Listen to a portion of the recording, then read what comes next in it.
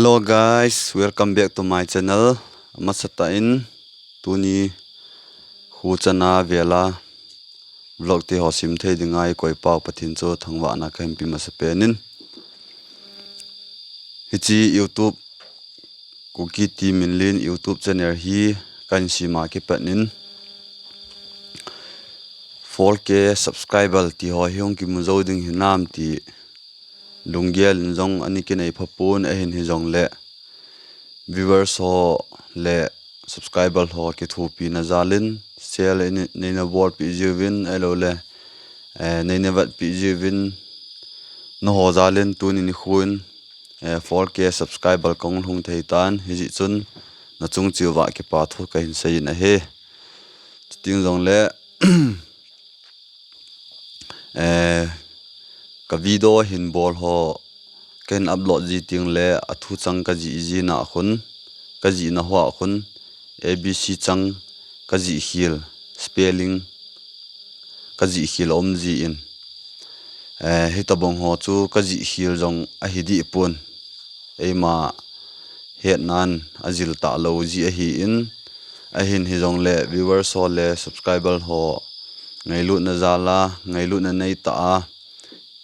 spelling a di pui hi ti zo hin ji o ti ho vela nin hil jiu wanin sei pi ji zalun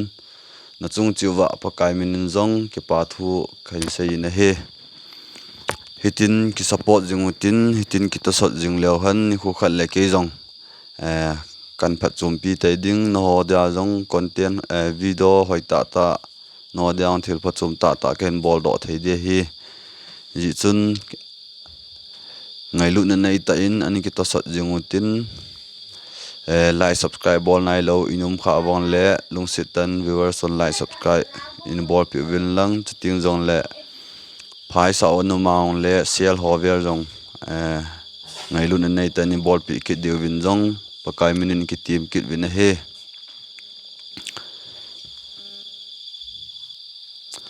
chuting zong le viewers on le subscriber ho hi nga avela ka taw na nom ki chi pi ham tia le lungse ten video hi iwat ji tiang le apana panin achei chan ani vechai ke jiu te ti chu no hi nga kong taw na nom hi ji chun tuni isai no mu chu athu pi pen chu 4K subscriber chu hin ji chun tuni chana ini view pi jing ho like subscribe ni bol pi ho le ka channel ini ki thu pi ho zo si chunga pakai menin na chung chiwa ave velin ki pa thu ka in se ye mabana zong ani vejing mutin ni ki thu pi jung win ti chu pakai min na avela na komba ka taw na num hin te ka ki pa na bon cha win dam sel ta win bye bye